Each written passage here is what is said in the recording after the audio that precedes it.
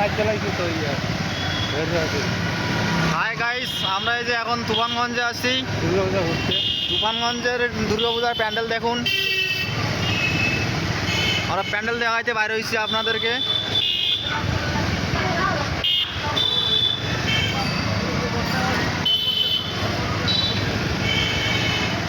বাজাইতে যাও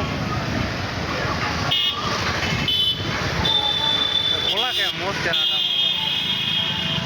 খোলা হবে, লাইটের আলোটাতে বোর্ড হচ্ছে। লাইটটা খোলা খোলা হ্যাঁ ওগুলো লাইট জ্বলাই নেই হ্যাঁ উপরে লাইট জ্বলাবে নাকি আজকে?